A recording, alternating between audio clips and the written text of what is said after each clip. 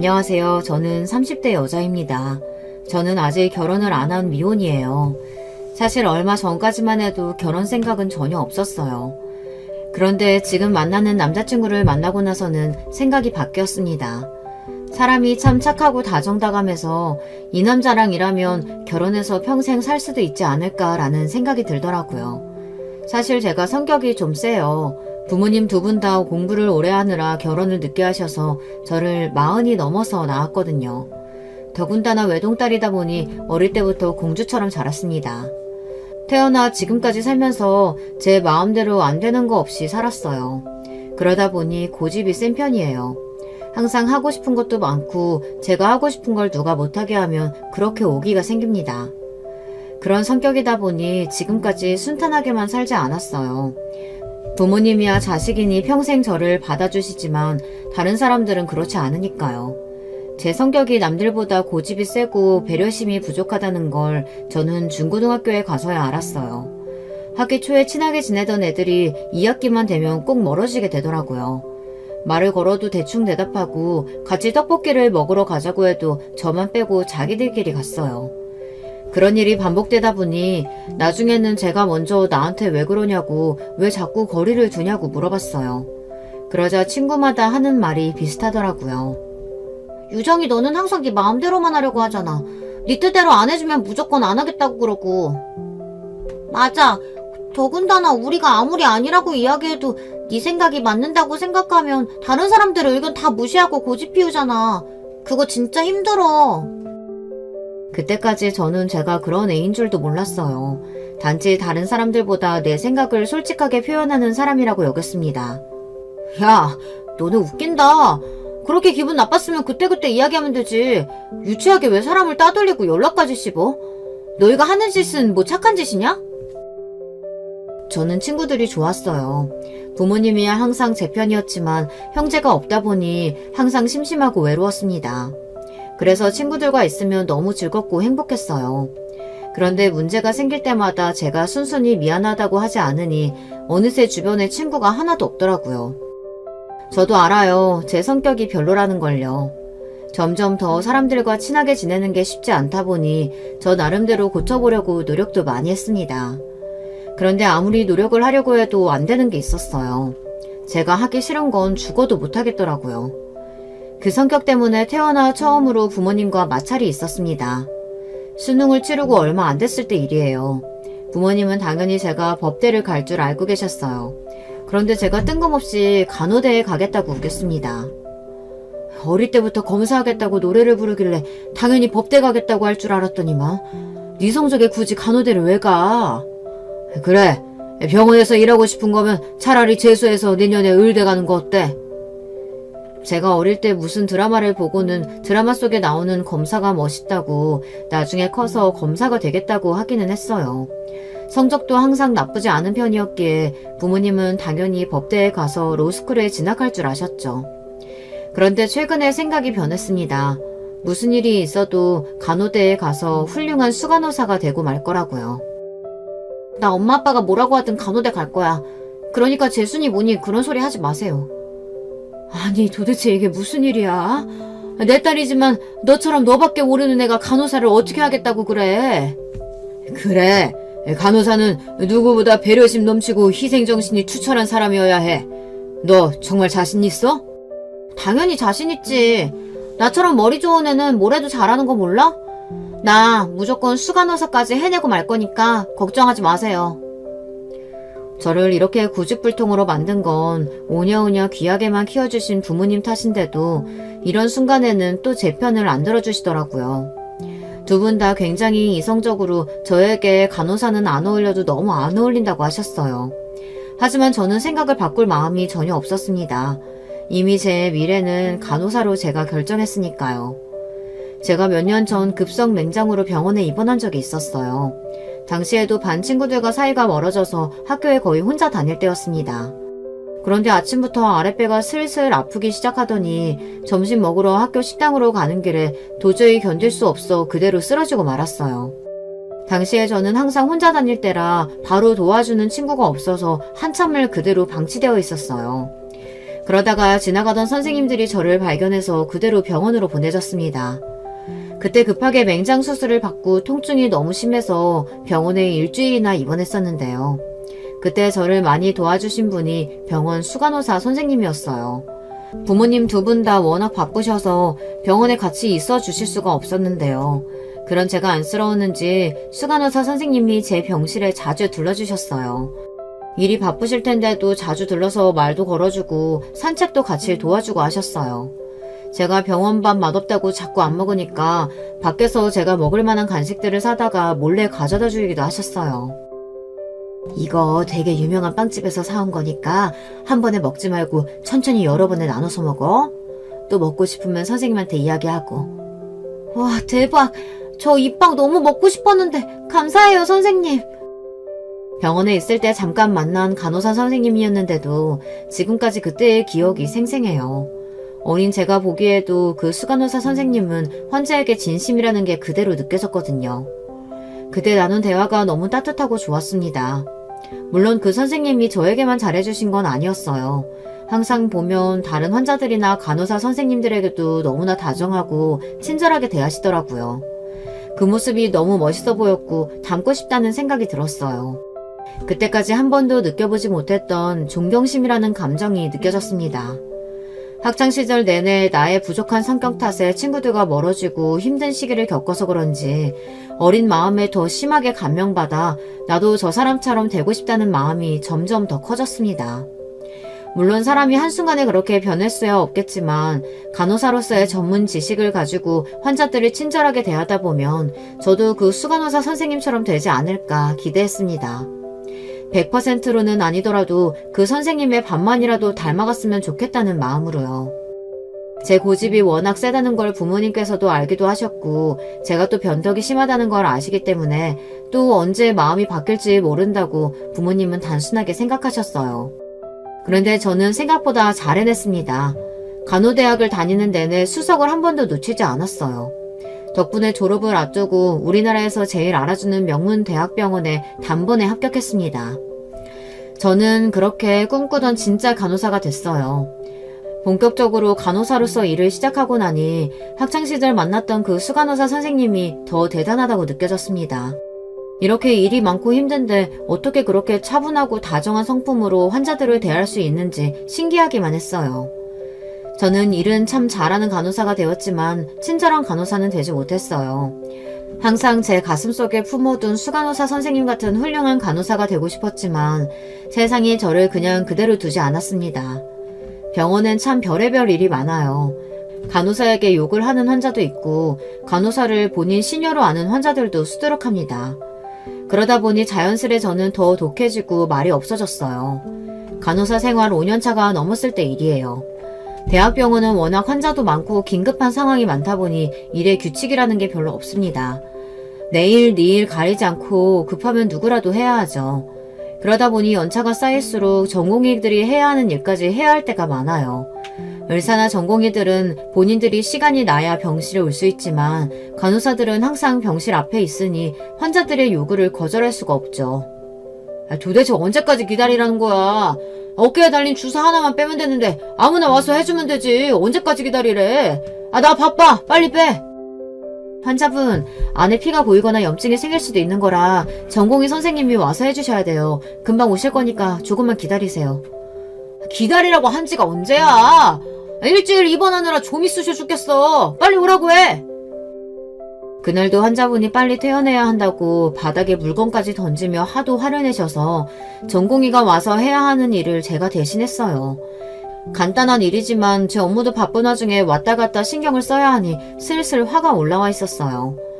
이런 일이 하루 이틀도 아니니 저는 애써 참고 환자분의 요구대로 해드렸습니다. 제 경험상 전공의가 또 까먹고 안 오는구나 싶었거든요. 그런데 잠시 뒤 처음 보는 전공의가 간호사실로 급하게 달려오더니 자기 일인데 제가 대신하게 했다면서 미안하다고 하더라고요. 그 환자분이 물건까지 던지고 화내셨다면서요. 제가 빨리 오려고 했는데 교수님 호출이 와서 너무 죄송해요. 괜찮으세요? 괜찮아요.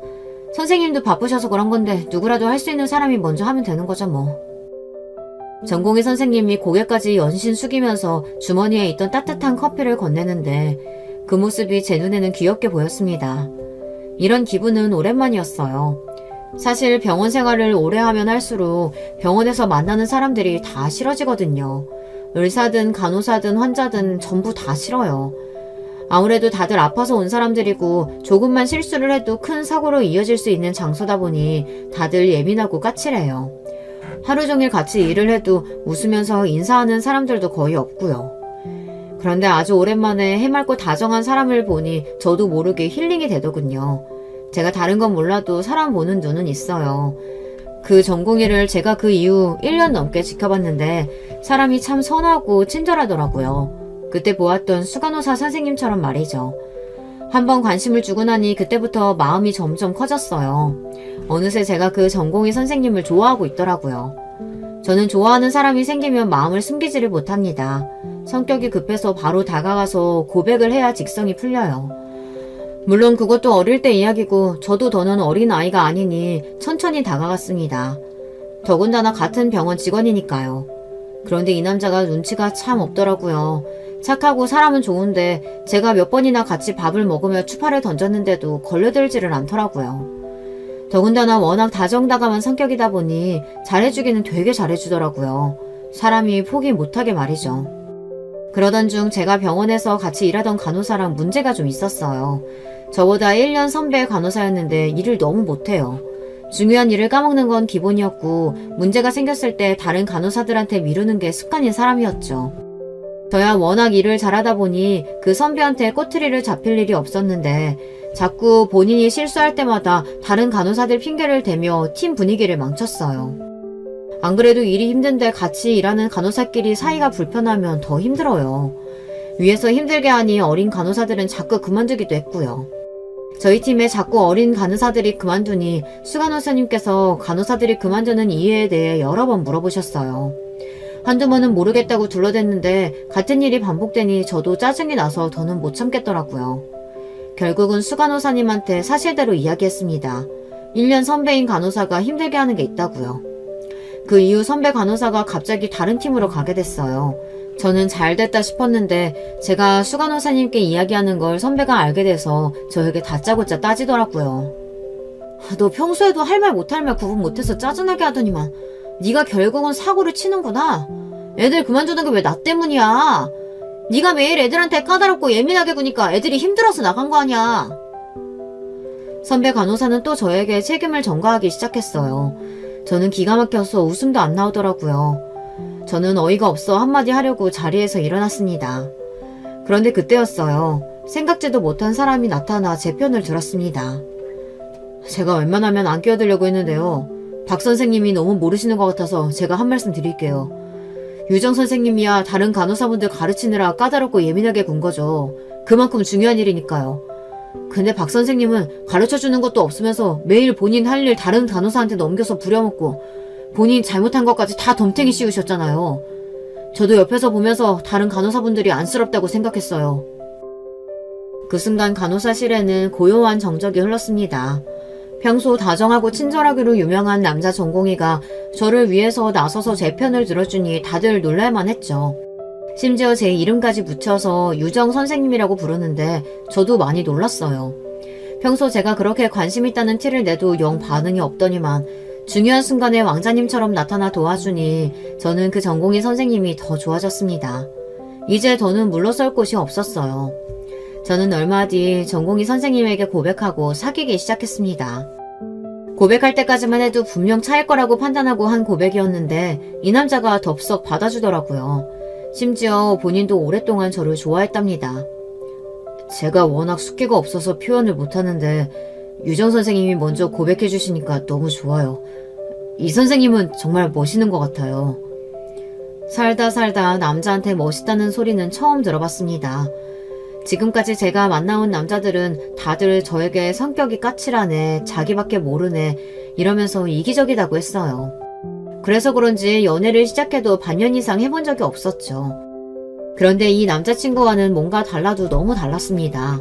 제가 뭘 해도 좋아해주고 응원해줬어요. 저는 대학병원 간호사에 남자친구는 전공의이다 보니 사실 둘 다 연애하기에는 좋은 조건이 아니에요.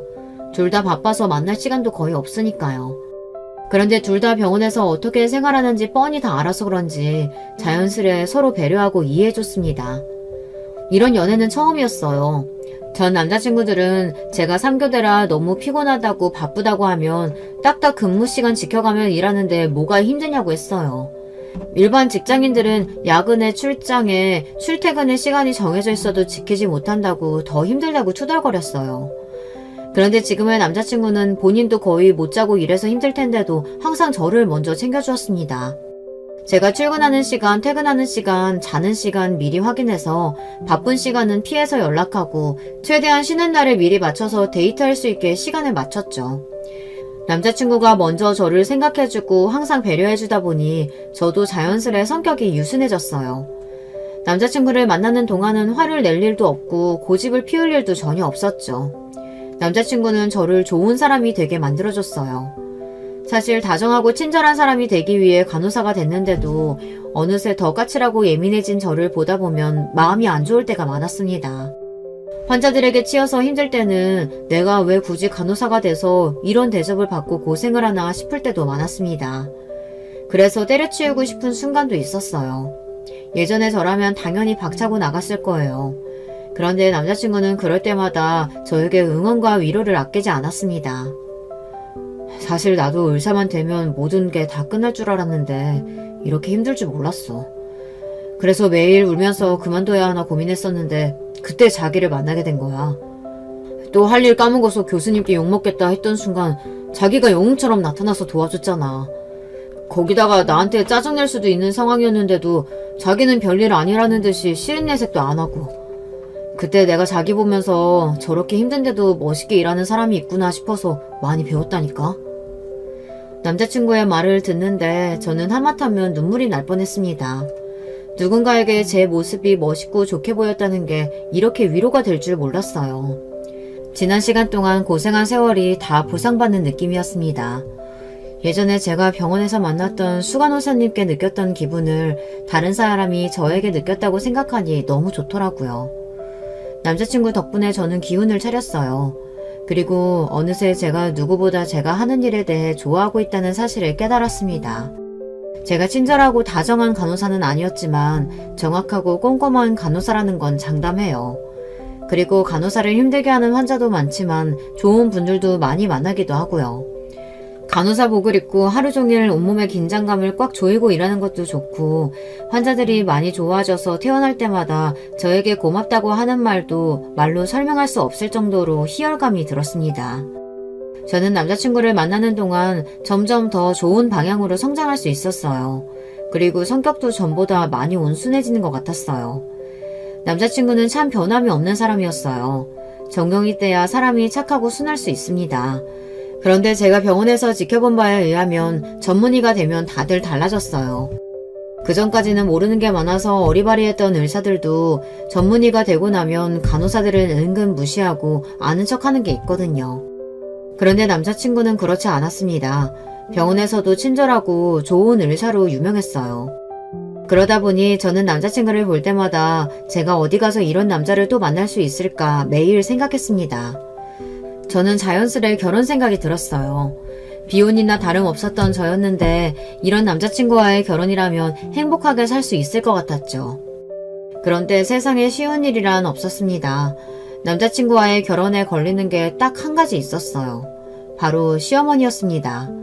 연애를 처음 시작했을 때부터 마음에 좀 걸리는 게 있었어요. 남자친구처럼 다정한 사람이 어머니 이야기만 나오면 입을 꾹 다물더라고요. 처음엔 별일 아니겠거니 하고 그냥 넘어갔는데 만나면 만날수록 남자친구와 어머니 사이에 문제가 있는 것 같더라고요. 한 번은 이런 적이 있었어요.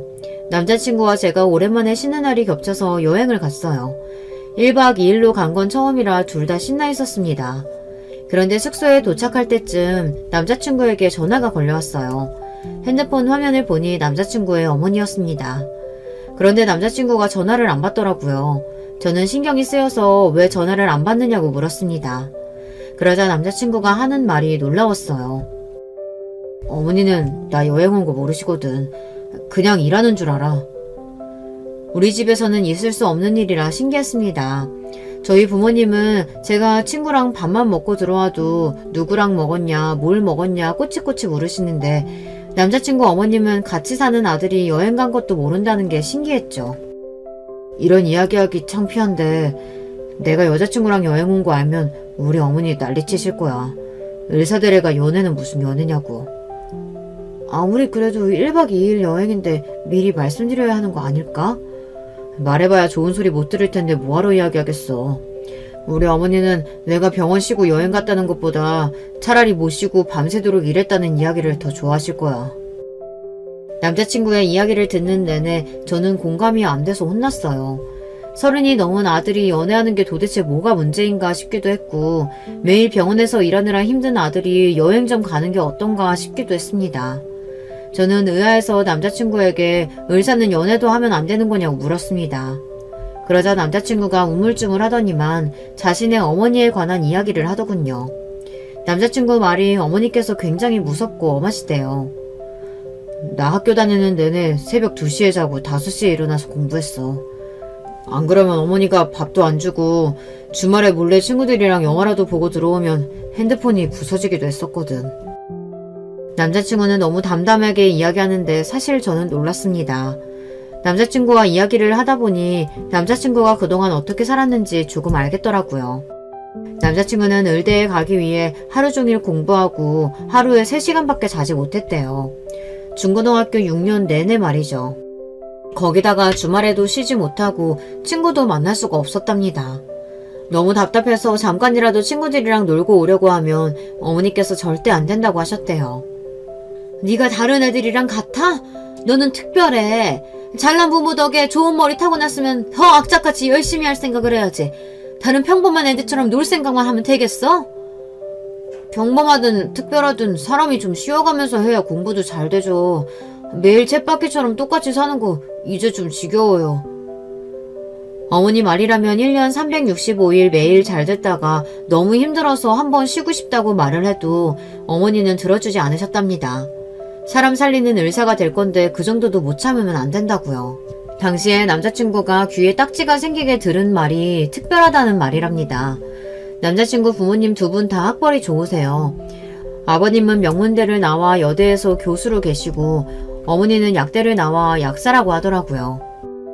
사실 우리 어머니는 약대가 아니라 의대를 가고 싶어 했는데 성적이 조금 부족해서 약대를 가셨거든.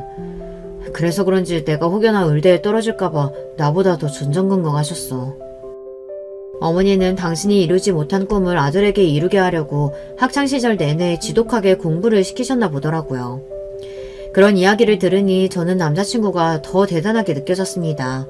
쉽지 않은 환경에서 이렇게 바르고 훌륭하게 자랐다는 게 진심으로 대단했어요. 아마 저라면 진작에 버티지 못하고 집을 뛰쳐나왔을 거예요. 반면에 남자친구는 어머니의 바람대로 의대에 가고 지금까지 훌륭하게 전문의가 됐으니 여러모로 참 멋진 사람이었죠. 남자친구의 많은 면을 알게 될수록 저는 점점 더 남자친구가 좋아졌어요. 그때까지만 해도 남자친구의 어머니를 직접 상대해본 건 아니다 보니 막연하게나마 엄하고 보수적인 분이시구나 이 정도로만 생각하고 있었습니다. 그런데 제가 잘못 생각한 거더군요. 남자친구의 어머님은 제가 생각한 것보다 훨씬 더 이상한 분이었어요. 제가 그렇게 생각하게 된 계기가 있습니다. 어느 날이었어요. 남자친구가 늦은 저녁에 갑자기 집 앞으로 찾아왔습니다. 그러더니 대뜸 주차장으로 내려와 달라고 하더라고요. 그러고는 한다는 말이 결혼하자고 했어요. 이런 말 갑작스럽겠지만 나랑 결혼해 줄래? 제가 좋아하는 후리지아 한 다발을 품에 가득 안고 온 남자친구는 떨리는 손으로 제게 꽃을 건넸습니다. 저는 당연히 좋다고 대답했어요. 남자친구를 만나는 동안 내내 기다리던 순간이니까요. 그때까지만 해도 저는 단순히 프로포즈를 받은 것 정도로만 생각했습니다. 그런데 이게 단순한 일이 아니더군요. 프로포즈를 받은 날 밤 차 안에서 남자친구와 이야기를 나누는데 남자친구가 저에게 굉장히 조심스럽게 말을 꺼내더라고요. 잔뜩 긴장한 얼굴로 말이죠. 이런 말하면 자기가 기분 나쁠 수도 있는데 부끄러워도 사실이니까 그냥 이야기할게. 얼마 전에 어머니께서 당장 선 봐서 결혼하라고 손자리를 구해오신 거야. 남자친구는 혹여나 제 기분이 상할까 눈치를 보며 이야기했어요. 이야기는 이랬습니다. 남자친구 어머니께서 너무 좋은 신부감이 있다며 당장 선을 보고 결혼하라고 하신대요. 아무리 조건이 좋아도 당사자들이 좋아야 만나서 결혼도 하는 거지. 자기 여자친구 있다고 아직도 말 안 했어? 저는 기분이 나쁘지 않았습니다. 남자친구가 부모님께 아직 제 이야기를 안 했다는 건 진작 알고 있었기 때문에 모르셔서 그럴 수도 있다고 생각했어요. 그래서 여자친구 있다고도 이야기하고 지금 만나는 여자친구랑 결혼하고 싶다고도 말씀드렸어. 남자친구는 그래서 급하게 제게 프로포즈를 한 겁니다. 급한 마음에 이미 벌써 부모님께 결혼할 사람이 있다고 이야기한 상태라 저를 부모님께 소개하고 싶다네요. 저는 내심 기분이 좋았어요. 저야 남자친구를 만나는 내내 결혼 생각을 했었지만 남자친구는 그동안 한 번도 먼저 결혼 이야기를 하지 않아 나랑 결혼할 생각이 없는 건가 걱정이 되기도 했었거든요. 그런데 제가 결혼을 너무 쉽게 생각했나 봐요. 제가 남자친구 부모님께 인사를 드리러 가겠다고 남자친구에게 이야기를 했는데도 그 뒤로 말이 없더라고요. 저는 한번 이야기가 나왔으니 아무래도 신경이 쓰여서 언제 갈까 남자친구에게 물었습니다. 그런데 제 말에도 남자친구가 우물쭈물 말이 없더라고요. 그래서 저는 아직 부모님께 제대로 말씀을 안 드렸나 싶어 더 묻지 않았습니다. 제가 너무 결혼에 목매는 것처럼 보이는 건 저도 싫어서요. 그러던 중 남자친구에게 실망스러운 사건이 생기고 말았어요. 2년 가까이 연애하는 동안 한 번도 남자친구에게 사소하게라도 서운하거나 화가 난 적이 없었는데 그날 2년치를 한 번에 몰아서 화가 나게 했더라고요. 글쎄 남자친구가 저 몰래 어머니께서 소개했다던 그 여자를 만났더군요. 그것도 다른 사람 입을 통해 듣고야 말았어요. 제가 주말에 시댁 행사 있어서 신라호텔 갔었거든요. 그런데 거기서 오준호 선생님 딱 봤지 뭐예요? 되게 어리고 예쁜 여자랑 선보는 것 같더라고요. 분위기가 아주 딱딱하고 불편해 보이는 게 딱 선이었어요. 오준호 선생님 정도면 뭐 어리고 예쁜 여자 만날 수 있지. 이러다가 오준호쌤 조만간 청첩장 돌리는 거 아니에요? 병원 사람들은 신이 나서 떠들었습니다. 그 와중에 저는 화가 나고 짜증나도 티를 낼 수가 없었어요. 저와 남자친구가 연애한다는 걸 병원 식구들은 아무도 모르다 보니 제가 여기서 티를 낼 수가 없었죠. 물론 사내 비밀 연애다 보니 평소에도 일하다 보면 종종 서로의 이야기를 듣고는 해요. 오 선생이 또 뭐를 실수했다더라. 오 선생이 교수님께 혼나고 있다더라 등등 평소 많이 듣습니다. 그런데 이건 상황이 전혀 달랐어요. 일상적인 소리만 듣다가 주말에 다른 여자와 선을 봤다는 소리를 들으니 몸 전체가 뜨거워지며 피가 거꾸로 솟더군요. 저는 점심을 먹자마자 비상구에 숨어 남자친구에게 전화했습니다. 남자친구는 제 속도 모르고 바쁜지 전화를 받자마자 들릴 듯 말 듯 소리로 전화를 받더군요. 자기야, 내가 지금 조금 바쁜데 금방 다시 전화할게.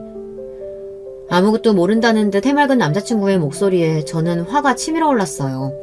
그래서 저도 모르게 흥분해버리고 말았어요. 너만 바빠? 나도 바빠. 바쁜 와중에 화가 나서 도저히 일을 할 수가 없어서 전화한 거야. 너 주말에 선 봤다며? 내가 모를 줄 알았어? 남자친구에게만은 절대 보여주고 싶지 않았던 모습인데 결국은 제 진짜 모습을 남자친구에게 보이고 말았습니다. 남자친구가 저보다 한 살 나이가 어리기 때문에 절대 남자친구에게 야라고 부르지 않았어요. 그런데 결국은 내지르고 말았습니다. 하지만 그렇다고 해서 이건 그냥 좋게 넘어가줄 수 있는 문제가 아니었어요. 그날 저녁 퇴근한 이후 남자친구는 저를 만나 애써 그날 일에 대해 변명했습니다. 남자친구는 어쩔 수 없었답니다. 선자리에 나가지 않으면 안 될 이유가 있었대요. 이유? 아무리 대단한 이유가 있어도 그렇지 어떻게 나를 두고 딴 여자랑 선을 보러 나갈 수가 있어? 저는 태어나서 그런 모욕감을 느껴본 건 처음이었어요. 안 그래도 제가 남자친구보다 나이가 많다는 게 신경 쓰이는데 젊은 여자와 선을 봤다고 하니 기분이 더 나쁘더라고요. 나도 정말 어쩔 수 없었어. 내가 선자리 안 나가면 어머니가 절대 자기 안 만나준다고 해서. 그래서 그런 거야. 내 입장에서는 방법이 그거밖에 없었어. 나도 그 자리에 나가는 거 진짜 고역이었다니까. 남자친구의 말에 저는 순간 충격을 받아 말문이 턱하고 막히고 말았습니다. 남자친구의 어머니께서 저를 안 만나겠다고 하셨다네요. 내가 말했었잖아. 우리 어머니 말 통하는 사람 아니라고. 자세하게 이야기해봐야 자기만 너무 실망하고 힘들 것 같아서 내가 상황을 미리 이야기할 수가 없었어. 남자친구 어머니는 여자친구가 있다는 말에도 계속해서 선을 보라고 압박을 하셨대요. 남자친구는 아무래도 안 되겠다 싶어 어머니와 계속 싸우다가 조만간 저를 데리고 인사시키겠다고 했답니다. 그랬는데도 남자친구 어머니께서는 절대 저를 만나지 않겠다고 하셨답니다. 남자친구가 끝까지 이유를 이야기 안 하려고 하는 거 제가 꼬치꼬치 캐물어서 결국은 듣고야 말았어요. 그런데 그냥 듣지 말 걸 그랬습니다. 막상 듣고 나니 마음이 좋지가 않더군요. 남자친구 어머니는 제가 나이가 많은 것도 싫고 직업이 간호사라는 것도 싫다고 절대 이 결혼은 허락할 생각이 없다고 하셨답니다. 남자친구가 너무 아깝다고요. 사람 초라해지는 거 한순간이더군요. 남자친구는 혹시나 제가 상처를 입었을까봐 연신 본인 어머니가 이상한 거라고 속상해하지 말라고 이야기했지만 이미 어머니의 생각을 제가 들은 이상 그 전으로 돌아갈 수는 없었어요. 그런 이야기까지 듣고 나니 저는 태어나 처음으로 위축된다는 느낌을 처음 느껴봤습니다. 이 정도로 자존감이 떨어지고 우울해지는 기분은 낯설고 힘들게 만들었어요. 안 되겠다. 우리 그냥 정면 승부하는 게 낫겠어. 어머니께 인사드리러 가자. 어머니께서 나를 안 만나봐서 그렇지 나 보면 분명 좋아하실 거야. 저는 이대로 가만히 있는 건 제 스타일이 아니다 싶었어요. 매도 빨리 맞는 게 낫다고 어차피 부딪힐 일 제 발로 가는 게 낫겠다 싶었습니다. 저는 태어나 그렇게 긴장한 건 처음이었어요. 예전에 대학 면접을 볼 때도 병원 면접을 볼 때도 이렇게 긴장한 적이 없었는데 시어머니를 처음 만난다는 생각에 손까지 덜덜 떨릴 정도로 긴장이 되더라고요. 제가 너무 긴장해서 한마디도 못하는 사이 어느새 남자친구의 차가 청담동 명품 거리를 지나 한눈에 보이는 고급스러운 아파트 단지로 들어서더라고요. 남자친구네 집은 생각한 것보다 훨씬 더 좋았습니다. 평생 강북에서만 살아온 저에겐 신세계였어요. 그런데 저를 처음 보신 남자친구 어머니의 반응이 청담동 아파트보다도 더 놀라웠어요. 내가 안목이 좀 까다로운 편이라 사람 딱 보면 아는데 아휴 아무리 뜯어봐도 마음에 드는 구석이 하나도 없네. 저는 순간 제 두 귀를 의심했습니다. 저와 남자친구가 자리에 앉자마자 인상을 팍 구기시면서 저에게 마음에 안 든다고 돌직구를 날리시더라고요. 어머니, 제가 분명히 말씀드렸잖아요. 제가 결혼하고 싶은 여자친구라고요. 그런 친구에게 어떻게 보시자마자 그렇게 무례한 말씀을 하실 수가 있어요? 남자친구가 저와 이 집에 오기 훨씬 전부터 저에게 당부하긴 했습니다. 처음 남자친구가 결혼하고 싶은 여자친구가 있다고 어머니께 이야기했을 때부터 어머니는 이미 저를 미워하셨기 때문에 남자친구도 어머니께서 저를 만나게 되면 무례하게 구실 수 있다고 미리 말은 했었어요. 그런데 이 정도일 줄은 몰랐습니다. 지금까지 살면서 환자들에게 별의별 말을 다 들어서 이 정도쯤이야 괜찮을 줄 알았는데 막상 좋아하는 남자친구 어머니에게 이런 소리를 들으니 저도 귀가 빨개질 정도로 화가 나더군요. 하지만 저에 대해 모르면서 하시는 이야기이니 애써 한 귀를 듣고 한 귀를 흘려야겠다 싶었습니다. 제가 결혼하고 싶은 남자의 어머니니까요. 어머니께서 저에 대해 아직 잘 모르셔서 그러시는데요. 저랑 준우씨 서로 많이 좋아해요. 결혼해서 살면 예쁜 아이들 낳고 잘 살 자신 있어요. 그러니까 조금만 더 지켜봐달라. 예쁘게 연애하는 모습 어머님도 보시다 보면 자연스레 저를 좋아하게 되실 거라 이런 이야기를 하려던 참이었습니다. 그런데 남자친구의 어머님은 그새를 참지 못하고 제 말을 자르시더군요. 그러더니 한층 격앙된 목소리로 저에게 화를 냈어요. 그러더니 하시는 행동이 기가 막혔습니다. 생긴 건 안 그렇게 생겨서는 네가 아주 여우가 따로 없구나. 아주 오늘 우리 집에 작정하고 왔네 왔어. 어디 간호사 주제 감히 우리 의사 아들을 넘봐? 너 넘치도 없니?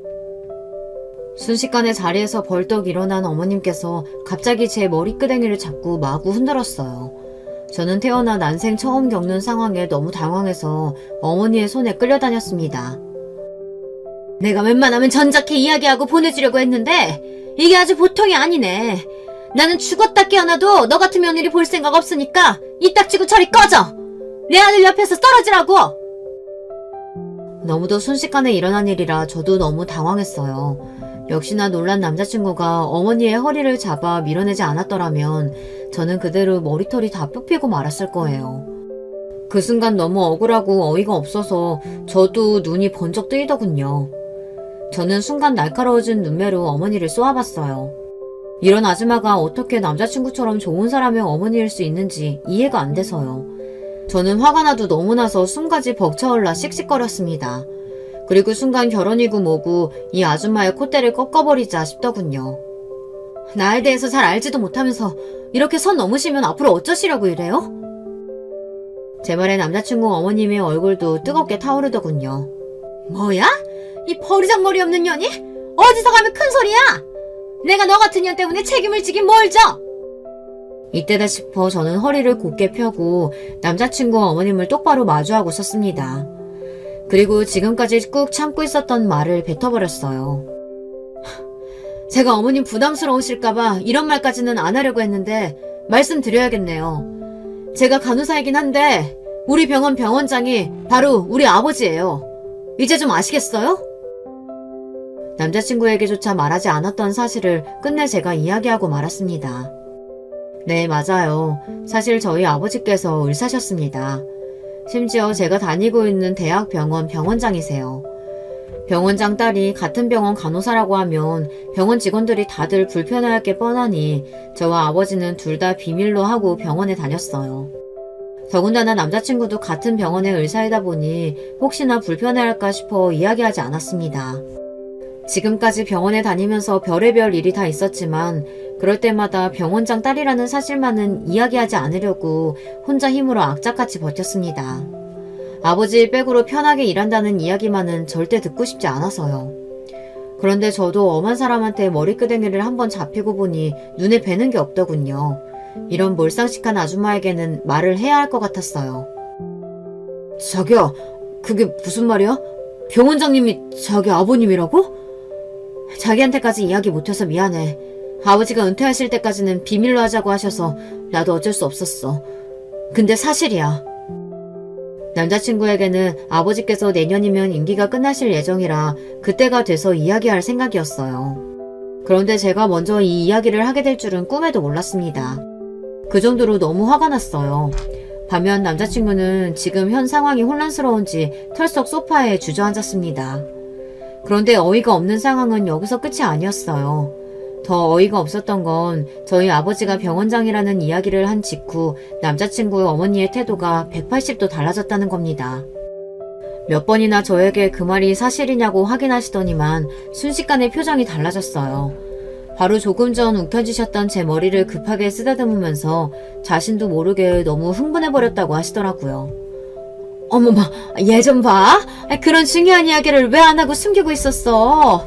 너 보기보다 애가 참 겸손하고 괜찮구나? 내가 오해했다. 얘, 우리 별거 아닌 일로 괜히 서로 감정 상하지 말고 앉아서 차근차근 다시 이야기해보자. 제 손까지 지그시 잡으면서 자리에 앉으라고 등을 토닥여주는데 순간 저도 모르게 등에 소름이 돋더라고요. 그 모습에 미간을 찌푸리는 건 남자친구도 마찬가지였습니다. 그러고는 남자친구가 버럭 소리를 질렀어요. 어머니, 창피하게 지금 뭐 하시는 거예요? 조금 전까지 유정이 간호사라고 무시하고 머리까지 잡으시더니만 아버님이 병원장이라는 소리 듣자마자 태도가 바뀌시는 거예요? 어머 아들, 내가 언제 네 여자친구를 무시했다고 그래? 간호사 너무 좋지. 의사 남편이랑 간호사 아내 나중에 개업하면 같이 일도 하고 얼마나 좋아? 그치 유정아? 아참, 아버님은? 은퇴하시면 어떻게 하실 생각이시니? 따로 병원 개업하실 생각은 없고? 이런 말 제 입으로 하고 싶지 않지만 정말 살다 이런 분은 처음 봤습니다. 병원에서 일하면서 별의별 사람들을 다 만나봤다고 생각했는데 제가 만나본 사람들은 양호한 거였어요. 명색이 명문대 약대를 나와 약국까지 운영하신다는 분이 어쩜 저렇게 뻔뻔할 수가 있는지 모르겠습니다. 조금 전 저에게 하신 행동은 까마득하게 잊으신 건지 아무렇지 않은 얼굴로 저희 아버지의 안부까지 물으시고 병원장 자리에서 은퇴하시면 어떻게 하실지까지 물으시더라고요. 저는 진심으로 너무 당황해서 말문이 막히고 말았습니다. 내가 첫 만남에 왜 이런 질문까지 하냐면 사실 내가 지금 운영하는 약국 건물이 원래는 전체가 다 병원 건물이거든. 근데 이번에 건물주가 병원을 팔아버린다고 해서 나도 나가야 하나 고민하고 있던 상황이야. 너희 결혼하면 사돈께서 우리 건물을 좀 사면 어떨까 싶은데 그 건물에 우리 아들 병원도 좀 개업하고. 기가 찬다는 말이 바로 이런 경우를 두고 하는 말인가 봅니다. 저는 정말 조금 전 제 머리끄댕이를 잡았던 그 사람이 이 사람이 맞나 의문이 들 정도였어요. 바로 몇 분 전까지만 해도 저에게 적대감이란 적대감을 다 표현했던 사람이 어떻게 이렇게 한순간에 돌변해서 우리의 미래까지 마음대로 정할 수 있는 건지 믿을 수가 없었습니다. 어머, 이름이 유정이라고 했나? 너 지금 자세히 보니까 얼굴에서 빛이 난다, 얘. 아유, 역시 있는 집 애들은 이것저것 치장 안 해도 귀티가 잘잘 흐르는구나. 태어나서 이런 사람은 처음 봤습니다. 제게 가까이 다가와 제 얼굴까지 어루만지더니 저더러 있는 집 자식에게 티가 난다네요. 그 표정이 얼마나 괴상하고 웃긴지 저도 모르게 웃음이 튀어나왔어요. 너무 어이가 없어서 배가 다 아프더라고요. 그때였어요. 저는 정신이 혼미할 정도로 혼란스러워 아무 말도 못하고 있는데 남자친구가 갑자기 자리에서 벌떡 일어났습니다. 그러더니 평소와는 전혀 다른 모습으로 어머니에게 소리를 지르며 화를 냈어요. 저 지금까지 어머니 아들로 살면서 많이 힘들어도 꾹 참으며 버텼어요. 제가 의대에 가고 의사가 되면 어머니도 변하실 거라고 기대하면서요. 그래서 오늘도 웬만하면 그냥 넘어가려고 했는데요. 도저히 안 되겠네요. 얘가 왜 또 이래? 아까 내가 실수 좀 한 거 가지고 그러는 거야? 진우야, 엄마도 늙었어. 늙으면 그럴 수 있지. 뭘 그런 거 가지고 젊은 애가 예민하게 굴어. 시어머니는 마치 아무 일도 없었다는 듯 천연덕스럽게 웃었습니다. 어머니는 도무지 부끄러움이라는 걸 모르세요? 이 상황에서 어떻게 유정이 아버지 이야기까지 꺼내면서 뭐 건물을 사내 마내 그런 얘기를 하실 수가 있어요. 저는 도저히 어머니 아들로서 이 자리에 있을 수가 없네요.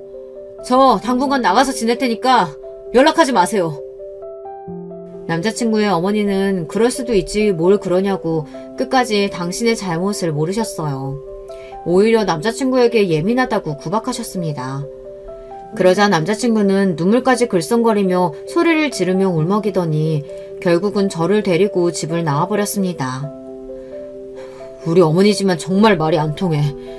자기 다친 데는 없어? 나도 어머니가 저렇게까지 나오실 줄은 몰랐어. 정말 미안해. 나 같아도 절대 나 같은 남자랑은 결혼하기 싫을 것 같아.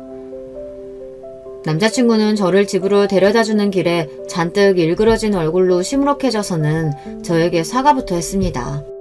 저는 오히려 그런 남자친구가 걱정돼서 어디서 지내려고 그러냐고 물었어요. 남자친구는 당분간 병원 숙소에서 지낸다고 하더라고요. 집엔 죽어도 들어가기 싫다고요.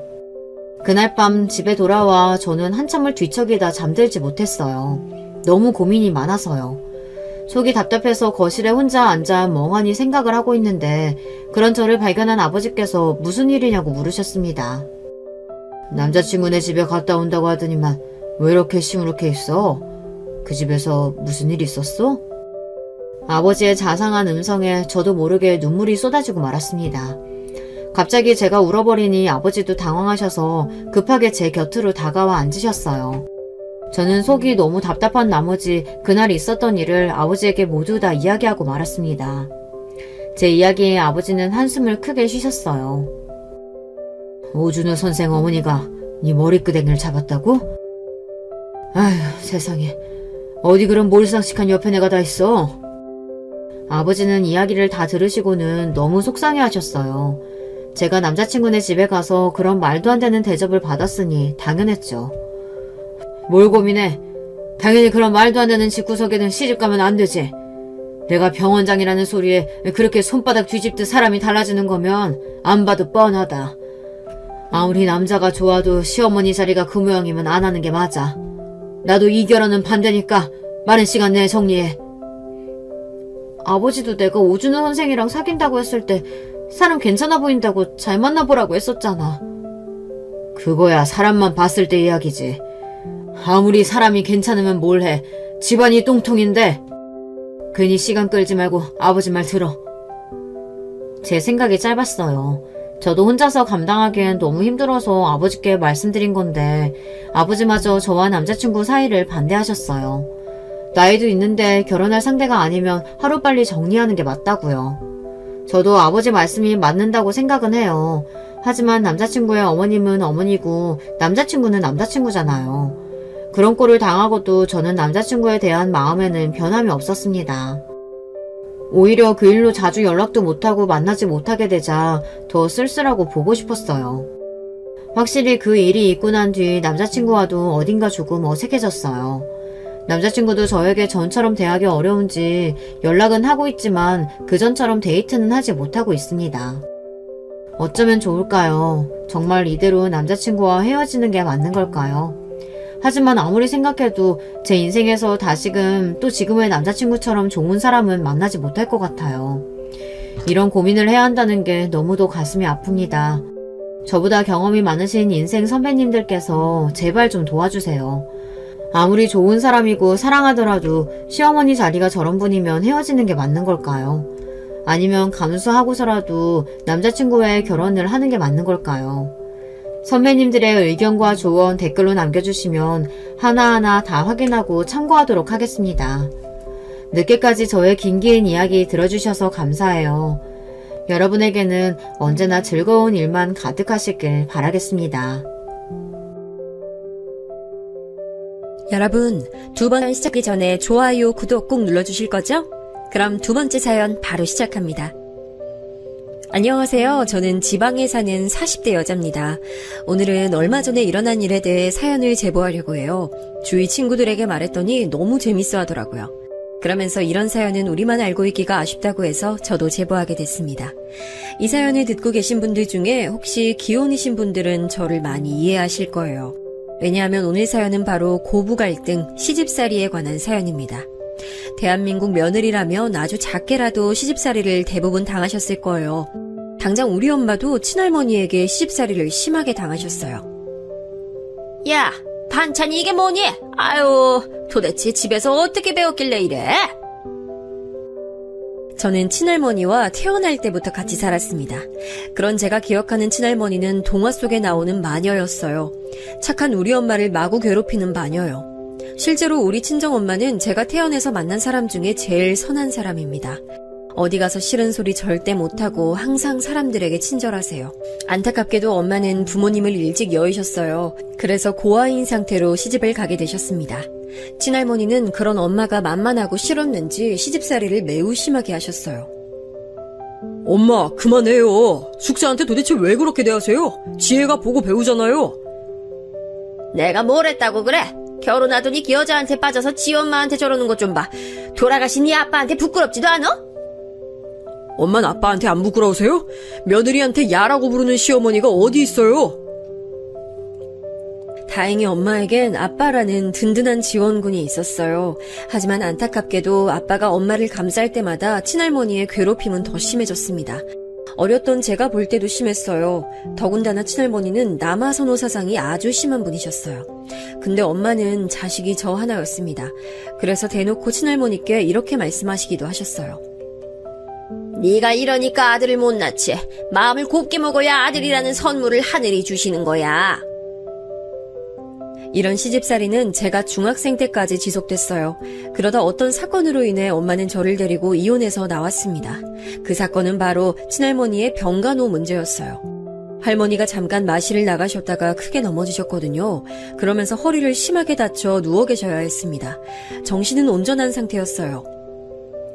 야, 아유 나 죽네 죽겠다. 아주 시어머니 죽으라고 고사 지내냐? 할머니는 처음엔 방 안에 누워 계셨는데 나중엔 거실에서 생활하셨습니다. 이러면서 엄마가 바닥을 닦거나 집안일을 하면 사사건건 시비를 거셨어요. 제가 보기에도 저건 너무 심하다고 생각했죠. 먼지가 너무 많잖아. 더 빡빡 닦아야 사라지지. 아이 김치찌개 냄새가 왜 이러냐? 더 푹 끓여봐. 우리 아들 나가서 고생하는데 맛있는 거 먹여야지. 아이 청소기 소리 너무 커서 텔레비전 소리가 안 들리잖아. 일부러 이래? 저도 할머니 눈치가 보여 거실은커녕 집에 들어가기도 싫었죠. 엄마는 그래도 웃으면서 할머니의 시집살이를 견디셨어요. 그런데 그러다 아빠와 이혼까지 하게 된 계기가 생겼습니다. 바로 고모가 우리 집에 들어와 살게 됐어요. 고모는 이혼하고 갈 곳이 없다고 우리 집으로 무작정 들어왔습니다. 와서 가만히 있으면 모르겠는데 엄마를 아주 개인 비서로 알더라고요. 나 이거 빨래 좀 해줘. 내일 아침에 입어야 되니까 오늘 저녁엔 해줘. 알겠지? 부탁해. 엄마는 급기야 친할머니와 고모까지 둘 다 시중을 들게 된 거죠. 고모와 할머니는 둘이 같이 엄마를 얼마나 괴롭혔나 몰라요. 엄마가 요리하면 그 요리가 짜다, 맛이 없다 혹평하고 청소하면 더 닦으라고 하고 이런 일이 매일 있었습니다. 엄마는 이 과정에 더 참다간 본인이 병이 나게 생겼다고 아빠에게 이혼을 요구했죠. 사실 아빠와 엄마는 사이가 좋으셨어요. 두 분의 관계는 문제가 없었는데 고부 갈등이 유독 심했죠. 고모가 들어와서 엄마와 마찰이 있을 때도 아빠는 나서서 도와주셨거든요. 물론 악효과가 나긴 했지만요. 숙자야, 이혼해도 우리 연락은 계속하고 살면 안 될까? 지혜도 아빠가 필요한 상황이 분명 있을 거야. 제발, 우리 엄마랑 누나가 너한테 시집살이 시킨 건 나도 너무 미안해. 나도 당신 아직 사랑하는데 더는 안 되겠어. 지혜 데리고 당신 모르는 곳으로 가서 살래. 내 새 인생 존중해줘. 그렇게 저는 엄마를 따라 낯선 지역으로 이동했습니다. 엄마는 친정이 없어서 아무 연고가 없는 지역에서 새로운 인생을 시작하셨어요. 너무 멀리 떨어지지 않는 바다가 보이는 지역으로 이동하게 됐습니다. 처음 엄마 손을 잡고 도착했을 땐 굉장히 기뻤어요. 친할머니와 고모를 더 보지 않아도 되니까요. 그런데 그건 제 착각이었습니다. 그 지역은 외지인에 대한 텃세도 심한 편이었어요. 새로운 얼굴인데? 남편은 어디 가고 애랑 둘이 왔어? 무슨 사연이 있나? 엄마랑 시장에 가서 과일을 사려고 해도 저런 말을 들었어요. 하필이면 친정엄마가 좀 어린 나이에 저를 낳으셨거든요. 외모도 상당한 편이라 누가 보면 언니인 줄 알았을 정도였죠. 원래 바닷가가 텃세가 심하다고 하잖아요. 엄마는 거기서 정착하느라 고생을 꽤 하셨어요. 처음 도착했을 땐 형편이 좋지 않아 여관에서 지냈거든요. 그러다 엄마가 생선 다듬는 일을 하고 몇 달 후엔 어느 집에 반지하 셋방으로 들어가게 됐습니다. 얘, 넌 뒷문으로 다니라고 했잖아. 여기 우리 주인 가족이 다니는 길이야. 아, 네, 죄송합니다. 형석이가 저한테 놀러 오라고 해서. 뭐? 너 내 아들하고 다니지 마. 어린애가 벌써부터 반란 까져서 남의 집 3대 독자를 꼬셔? 집주인 아주머니는 굉장히 깐깐하신 분이셨어요. 집주인 집에 저랑 동갑인 형석이라는 남자아이가 있었거든요. 저는 이사와서 학교에서 적응을 잘하고 있지 않았습니다. 그래서 그래도 안면을 튼 형석이와 가깝게 지냈어요. 제가 엄마 말고 유일하게 의지한 사람도 형석입니다. 근데 집주인 아주머니는 제가 형석이와 같이 다니는 걸 너무나 싫어하셨죠. 급기야 나중엔 우리 엄마한테도 말을 꺼내셨어요. 내가 사정이 딱해서 받아줬는데 그렇다고 딸이 우리 집 아들하고 친하게 지내라는 말은 아니었어요. 네? 알아들었죠? 아유, 네, 죄송합니다. 제가 지혜한테 말할게요. 저는 엄마가 저렇게 집주인 아주머니에게 죄송하다고 하는 상황이 너무 싫었어요. 그래서 그 뒤로 형석이가 말을 걸어도 모른 척했죠. 지혜야, 왜 자꾸 나 무시해? 우리 엄마 때문에 그런 거야? 형석아, 네가 그러면 나 불편해. 우리 엄마 몰래 놀면 되잖아. 나 피하지 마. 형석이는 제가 피할수록 제게 다가왔어요. 하지만 저는 제가 형석이와 가깝게 지내면 우리 엄마가 불편한 상황이 오니까 같이 얘기하기가 싫었습니다. 그렇게 학창시절 내내 형석이를 피했어요. 말을 걸려고 하면 아예 등을 돌리고 도망가곤 했죠. 아예 고등학교는 집하고 멀리 떨어진 여고로 진학하기까지 했어요. 다른 집으로 이사가고 싶어도 형석이네 집이 제일 월세가 저렴했어요. 돈이 없어서 다른 곳으로 갈 수도 없었죠. 그렇게 저는 성인이 됐는데 대학에 가진 않았습니다. 당장 돈이 없어서 공부는 꿈도 꾸지 못했고 공부도 못했어요. 가정 형편이 안 좋으니 사교육을 받을 수도 없었고 냉정하게 제가 공부에 재능이 있지도 않았습니다. 반면 형석이는 국립대학교에 전액 장학생으로 입학하게 됐어요. 우리 아들이 똑똑해서 전액 장학생으로 입학하잖아. 얜 어렸을 때부터 말썽도 안 피우고 얼마나 대견한지 몰라. 내가 만약 우리 아들 안 낳았으면 어쩔 뻔했어? 집주인 아주머니는 틈만 나면 지나가는 사람을 붙잡고 아들 자랑에 빠졌어요. 그렇게 형석이는 대학에 갔고 저는 동네 미용실에 취직하게 됐습니다. 고등학교 때 미용 기술을 배워서 금방 적응할 수 있었어요. 엄마는 시장에서 생선 다듬는 일을 계속하셨습니다. 엄마도 저도 돈을 버니까 이제는 남의 집 새빵살이가 아니고 우리 집을 구할 수 있었어요. 엄마, 드디어 우리도 우리 집이 생긴 거야? 나 너무 기뻐. 우리 지혜가 성인 되자마자 취직해서 그렇지. 이제 결혼만 하면 딱이다. 무슨 결혼이야. 나 엄마랑 평생 살 거야. 내가 엄마 끝까지 책임질 거야. 실제로 저는 결혼 생각은 전혀 없었어요. 엄마가 중학생이었던 저를 책임졌던 것처럼 저도 엄마를 끝까지 책임지려고 했죠. 성인이 되고 제 인생엔 조금씩 변화가 찾아왔습니다. 일단 제일 중요한 일부터 말씀드리면 아빠가 저를 찾아오셨어요. 어서 오세요. 아빠. 지혜야, 우리 지혜 맞구나. 내가 얼마나 찾았는지 몰라. 아빠는 제가 일하는 미용실에 찾아오셨습니다. 아빠 얘기를 들어보니 엄마를 괴롭혔던 할머니는 이미 돌아가셨더라고요. 아빠는 저와 엄마가 떠난 후 많이 힘들어하셨대요. 아빠, 여기 어떻게 알고 온 거야? 그럼 이제 엄마랑 다시 같이 살 거야? 몇 년을 찾았는지 몰라. 예전에 엄마가 바다가 보이는 곳에서 살고 싶다고 했었거든. 그래서 시간이 나면 이 지역을 계속 왔어. 그러다 묻꿈으로 여기까지 왔지. 그런데 지혜야, 아빠가 나중에 돈 많이 벌면 그때 엄마 앞에 나타나고 싶어. 그러니까 아빠 왔다는 사실 비밀로 해줘. 아빠는 엄마에게 모습을 드러내는 걸 꺼리셨어요. 엄마가 당신과 살 때 고생만 한 것 같다고 나중에 손에 많은 것을 들고 나타날 때까지 기다려달라고 하셨죠.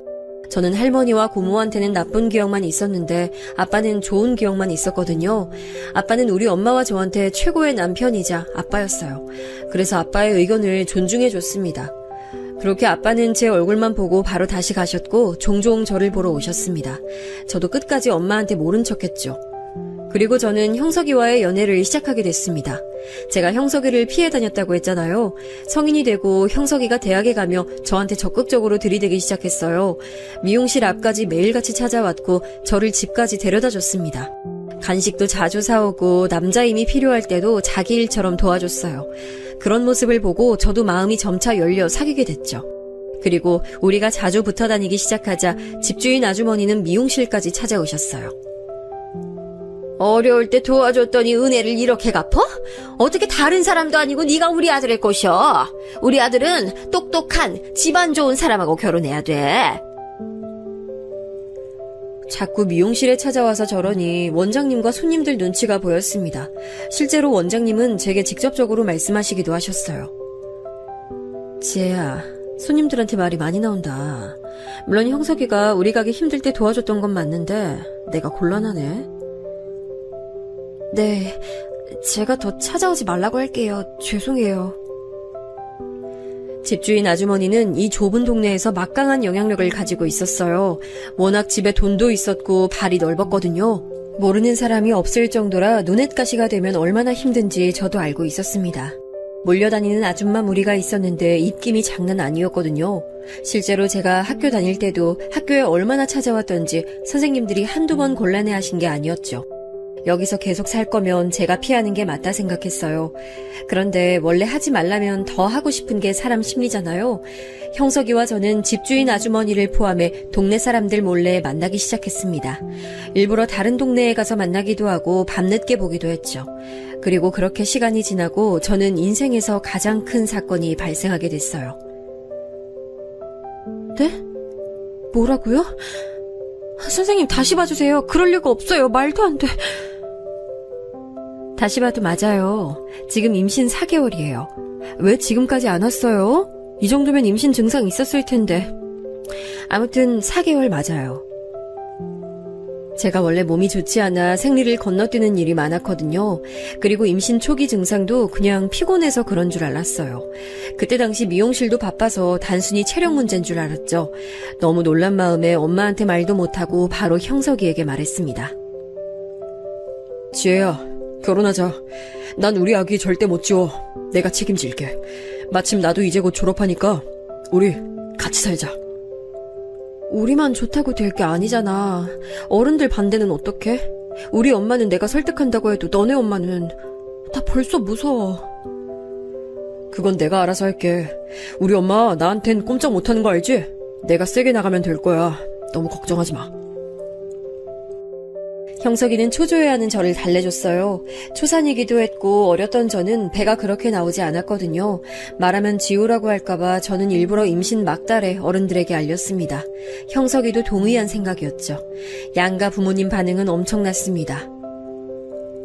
아니 지혜야, 이게 무슨 소리야. 갑자기 임신이라니. 아니 막달이라니.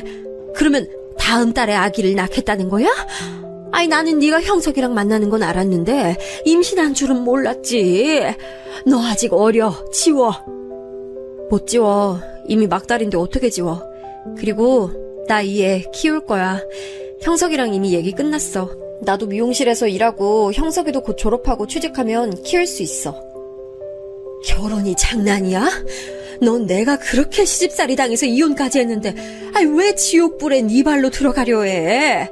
딱 봐도 너네 시어머니 될 사람 보통이 아니잖아. 엄마는 그런 집에 너 시집 못 보내. 아우 진짜 엄마 속상하게 할래? 장모님, 제가 책임지고 엄마 설득할게요. 아버지는 항상 제 편이니까 엄마는 제가 말 잘해볼게요. 절대 지혜한테 피해 안 가게 할게요.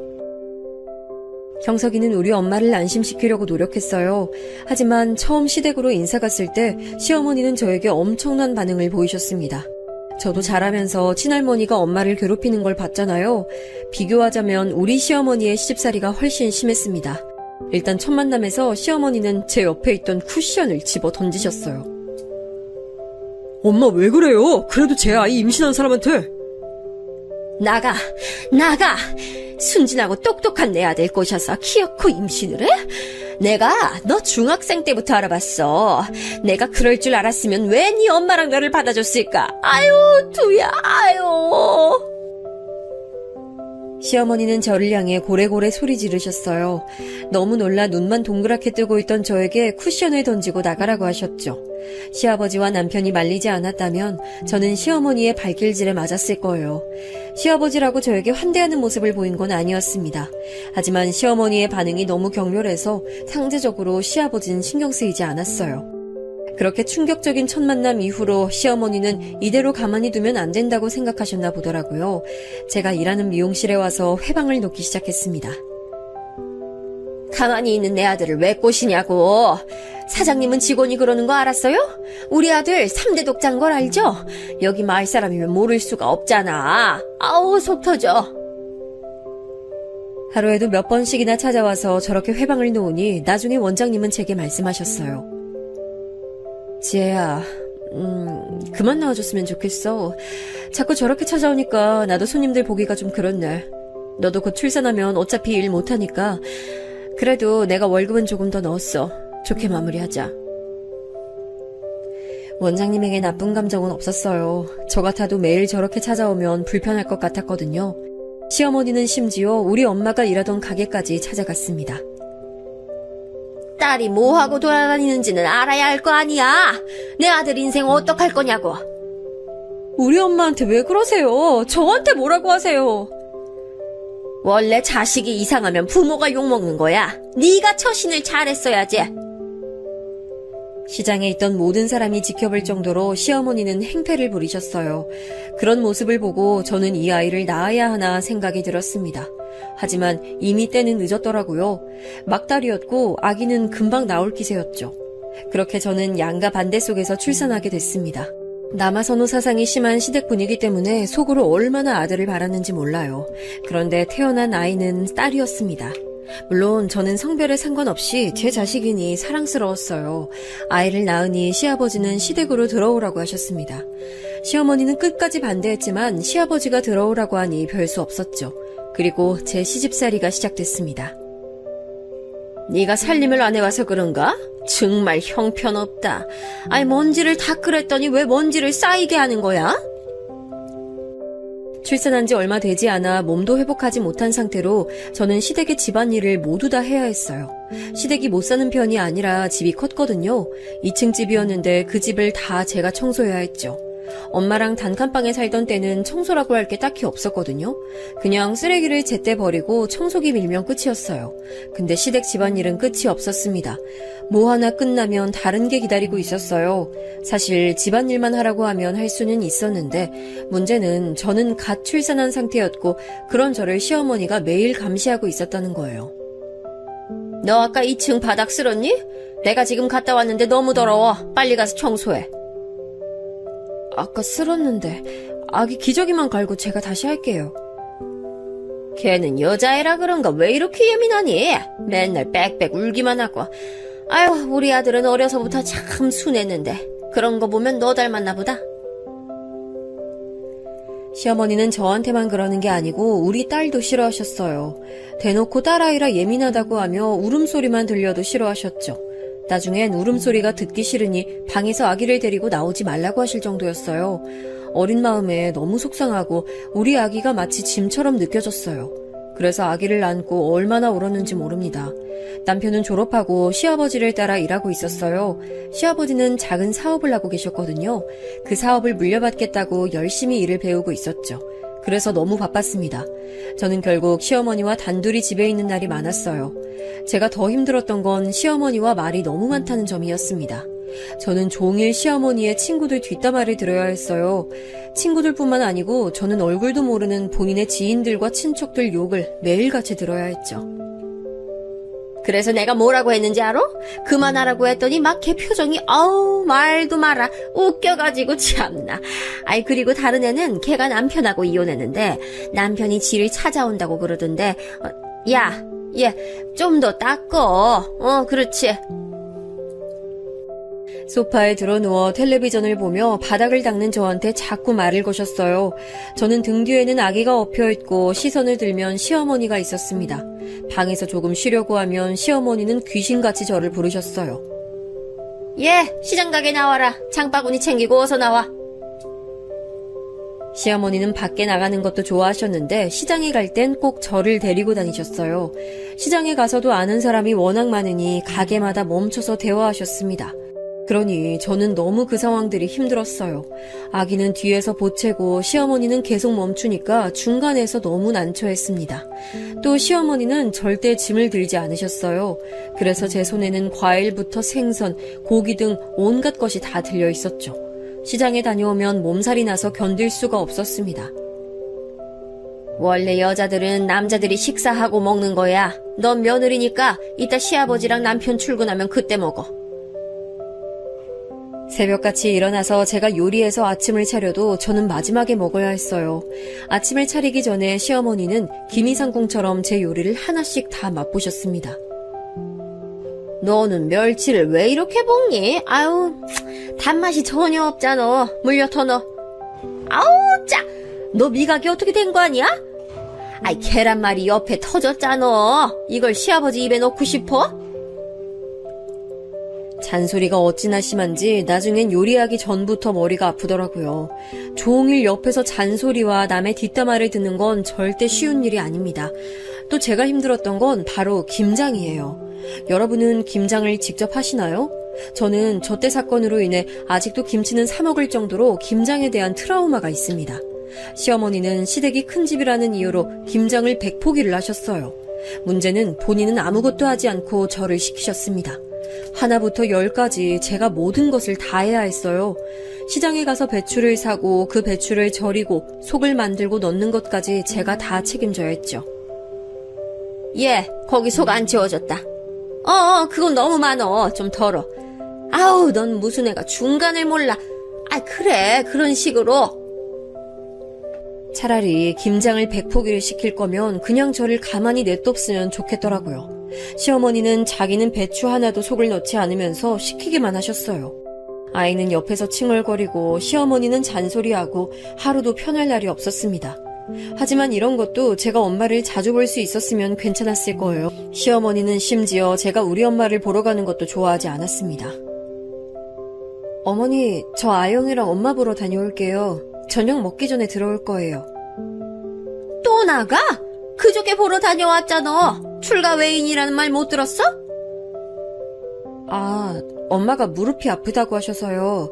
병원만 같이 갔다가 금방 올게요. 저번엔 어깨가 아프다더니 계속 아픈 곳이 생기네. 그거 돈 다 우리 아들이 버는 돈 아니야? 죄송해요. 진짜 금방 다녀와서 저녁 준비할게요. 제가 출산하고 시댁에서 살며 미용실 그만뒀잖아요. 그래서 실질적인 소득이 전혀 없었어요. 시어머니는 자기 심기를 거슬리게 하면 항상 경제적인 얘기를 하셨죠. 엄마가 실제로 저 때 몸이 안 좋으셨거든요. 계속 생선 다듬는 일을 하며 몸 쓰는 일을 하시니 몸이 버티질 못했어요. 결국 일하던 가게에서도 그만두게 됐습니다. 시어머니가 찾아가도 눈 하나 깜빡하지 않던 엄마는 몸이 따라주지 않자 그만두셨어요. 가게에서 계속 쭈그려 앉아있느라 많이 힘들어 하셨거든요. 병원에 갔더니 무릎도 발목도 어깨도 성한 곳이 없다고 하셨죠. 그래서 딸이고 제가 하나밖에 없는 자식이라 엄마를 많이 챙겼거든요. 그게 시어머니 눈에는 안 좋아 보였죠. 속상했지만 제가 할 수 있는 게 없어서 더 속상했습니다. 그렇게 시간이 지나고 저는 아이를 한 명 더 낳게 됐어요. 이번엔 드디어 아들이 태어났습니다. 저에게 관심이 없던 시아버지도 아들을 낳자 눈에 띄게 좋아하셨어요. 아이고, 우리 예쁜 장손. 우리 손자 낳아줘서 고맙다. 수고했어. 문제는 시어머니였습니다. 시어머니도 남아선호 사상이 매우 심해서 우리 아들은 예뻐하셨어요. 문제는 차별이었죠. 저는 첫째한테 되게 미안한 마음을 가지고 있었거든요. 어린 나이에 낳아 뭣도 모르게 키우기도 했고 제가 시댁에 막 시집와서 해준 것도 전혀 없었거든요. 아이가 보채면 가끔은 저도 너무 힘들어서 달래주지도 못했죠. 그래서 첫째는 또래에 비해 많이 성숙한 편이었어요. 그리고 아이가 원래 더 잘 알잖아요. 할머니가 자기를 좋아하지 않는다는 건 딸은 이미 알고 있었어요. 그 상태에서 아들이 태어났고 시어머니의 차별이 눈에 대놓고 보이니 저는 딸이 눈에 계속 밟혔습니다. 진영아, 우리 손자 아유 예뻐라. 이리 와서 과자 먹어. 할미가 우리 진영이 먹으라고 특별히 주문해서 사왔어. 이거 미국에서 건너온 과자야. 진영아, 누나랑 같이 먹자. 아영아, 이리 와. 아니야, 과자 하나밖에 없으니까 진영이만 먹어야 돼. 너는 저리 가서 사과 먹어. 아까 냉장고 보니까 있던데. 애들이 둘인데 한 명만 챙겨주시면 어떡해요. 다른 것도 아니고 먹는 거잖아요. 이런 식으로 자꾸 먹는 걸로 차별하니 제가 너무 속상하더라고요. 같이 살지 않으면 제가 어떻게 중재라도 할 텐데 시부모님을 모시고 사니까 한계가 있었습니다. 딸에게 제가 아무리 몰래 잘해줘도 시어머니가 대놓고 저러니 딸은 날이 갈수록 속상해했죠. 우리 장손 생일에는 할머니가 한우 사줄게. 벌써 식당도 예약했어. 한우요? 어머니, 그렇게까지 안 하셔도 돼요. 저번에 아영이 생일 땐 집에서 간단히 했잖아요. 아이들도 이제 어느 정도 컸으니까 집에서 케이크 사다가 간단하게 해요. 무슨 말을 하는 거야? 우리 장손인데. 할미가 알아서 할 테니까 우리 진영이는 친구들 초대할 생각만 해. 알겠지? 심지어 딸과 아들의 생일 때도 시어머니는 너무 태도가 달랐어요. 딸의 생일은 기억하지도 못했는데 아들 생일 때는 크게 파티를 열었거든요. 엄마, 할머니가 내 생일 때는 뭐 대단하냐고 케이크 샀냐고 그랬잖아. 근데 진영이는 한우 먹어? 나 속상해. 아영아, 할머니가 아무리 너한테 그래도 아영이는 엄마랑 아빠의 소중한 자식이야. 알지? 그래도 너무 속상하고 슬퍼. 나는 여자라고 할머니가 미워하는 거야? 옛날 뿐이라 아직... 우리 딸이 속상해하니까 엄마도 속상하다. 딸이 속상해하는 모습을 보니 저는 이제 더는 가만히 있지 못하겠더라고요. 저한테 시어머니가 시집살이 하는 건 사실 참을만 했습니다. 워낙 저도 엄마가 당하는 걸 봤으니까 내성이 있었죠. 그런데 딸한테까지 그러는 걸 보고 견딜 수가 없었어요. 분가하자고? 아니, 나도 분가하고 싶은 마음은 크지. 근데 내가 아버지 밑에서 일을 배우고 있으니까 현실적으로 말을 꺼내는 게 어렵네. 힘들어도 해야지. 아영이가 너무 속상해하잖아. 당신은 당신 딸이 저렇게 대놓고 차별받고 있는데 아무 생각이 없어? 아무 생각이 없다니 무슨 말을 그렇게 해. 나도 속상해. 속상한 거랑 현실적으로 가능한 거랑 다르니까 그렇지. 불가능한 것도 아니잖아. 하려면 충분히 할 수 있잖아. 아버지 밑에서 일하는데 그걸 입 밖으로 꺼내는 게 쉽지는 않아. 아니, 당신이야말로 내 생각은 안 해? 분가를 앞두고 남편하고 부부싸움하는 경우도 많아졌어요. 남편은 시아버지 눈치가 보인다고 난처함을 보였죠. 남편이 이해가지 않는 건 아니었는데 저는 딸의 속상함이 먼저였어요. 그 과정에서 시어머니와 많이 부딪히기도 했죠. 진영아, 이리 와서 망고 먹어. 우리 손자 먹이려고 할머니가 특별히 서울에서 시킨 거야. 일로 와. 아영아, 진영아, 망고 먹게. 부엌으로 와. 아니, 진영이 먹을 양밖에 없어. 아영이는 그냥 사과 줘. 에이, 어머니. 아영이도 입 있어요. 진영이만 먹이면 버릇 나빠져요. 반 갈라서 한쪽씩 먹이면 돼요. 여자애들은 좀 못 먹고 자라도 돼. 이런 거 먹으면 살만 찌지. 살찌면 보기 안 좋아. 난 여자애들이 뚱뚱하면 보기가 그렇게 싫더라. 아영이 지금도 말랐어요. 살쪄도 돼요. 오히려 병원에서는 너무 말랐다고 찌라고 하더라고요. 내 눈엔 그렇게 안 보여서 모르겠어. 딸만 챙기지 말고 아들 좀 챙겨봐. 대를 잇는 건 결국 아들이야. 제가 시어머니 앞에서 딸을 많이 감싸니까 시어머니는 더 오기가 생겼나 봐요.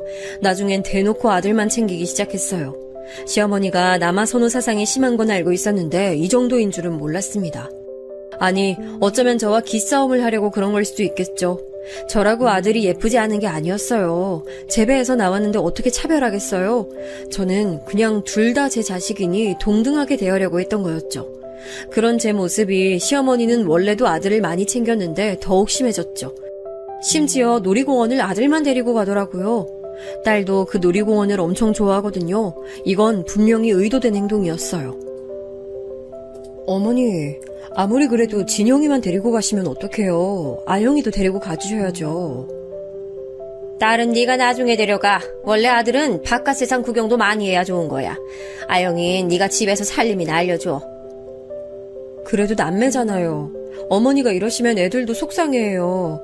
그리고 무슨 살림이에요? 아영이 똑똑해서 성적도 상위권인데요? 그러면 뭐하냐? 그렇게 똑똑한 딸 네가 데리고 가라고. 난 우리 손자 데리고 갈 거니까. 엄마랑 누나랑 같이 가고 싶어요. 진영이도 그러잖아요. 어머님 괜히 혼자 그러시니까 가족 분위기도 이상하죠. 제발 그만하세요. 제가 뭐라 해도 아들의 손만 잡고 시어머니 앞을 가로막았어요. 마침 아들도 가기 싫어하는 눈치라 일부러 아들과 딸을 데리고 집을 나왔습니다. 그리고 일부러 저녁 늦게까지 우리끼리 놀았어요. 이 사건으로 저는 완전히 분가에 대한 결심을 굳히게 됐습니다. 그런데 남편에게 요구해서 분가 얘기를 꺼냈더니 정말 황당한 일이 일어났어요. 시어머니가 단식투쟁에 들어가셨습니다. 드라마에 나오는 것처럼 방에 들어누워 한 끼도 드시지 않으셨어요. 머리까지 싸매고 들어누워 아무 말도 하지 않으셨죠. 아이고, 이래서 머리 검은 짐승은 받아들이는 게 아니다 하더니, 아유, 내가 며느리 하나 잘못 들였다가 이 고생을 하네. 아유, 애초에 어릴 때 받아주는 게 아니었어. 아이고.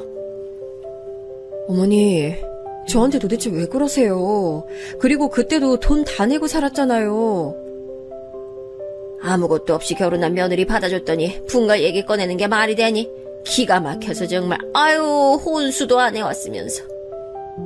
제가 그래서 아기들 컸으니 미용실에서 일한다고 했잖아요. 그때 어머님이 집에 있으라고 하셨으면서 왜 그러세요?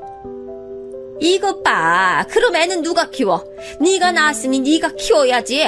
이렇게 뻔뻔해서 나가! 방에서 나가!